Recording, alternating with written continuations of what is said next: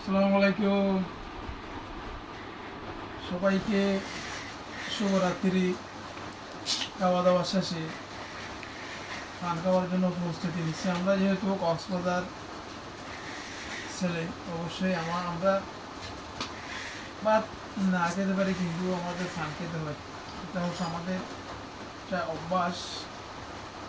তাইলে আমাদের দাদা দাদি নানা নারী যারা ছিল ওরাও খেত, তাই আমরাও ওদের থেকে দেখে দেখে শিখে ফেলছি। তাই আমাদের থেকে আমাদের ছেলে মেয়েরাও, আমাদের নাতিপুতিরাও শিখবে। তাই আজকে বাসায় বাহির উঠানের মধ্যে পানি উঠছে, সবাই দেখছেন, যার কারণে দোকানে যেতে কষ্ট হচ্ছে। আর হাঁসরা বাড়ি যেহেতু শরীরের মধ্যে লাগলে তো অবশ্যই অ্যালার্জি হওয়ার সম্ভাবনা বেশি। তাই বাড়ি থেকে বের না হয়ে খাওয়া দাওয়া, রাতের খাওয়া দাওয়া শেষ করে বাড়িতে তো সুপারি পান সুপারিটা তো থাকি। চাউল না থাকতে পারে, কিন্তু আমাদের বাড়িতে চাউল না থাকতে পারে, কিন্তু পান সুপারিটাই থাকতে হয়। তাইলে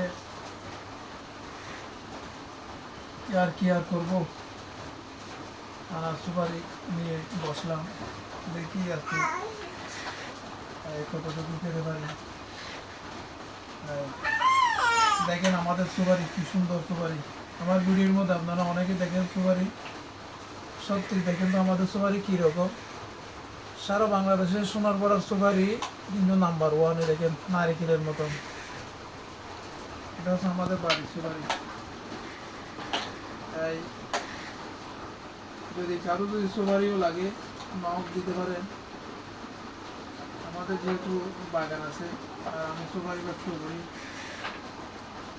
তাই যদি নখ দেন অবশ্যই আমি সহযোগিতা করে দিতে পারবো। আর সবাইকে ধন্যবাদ।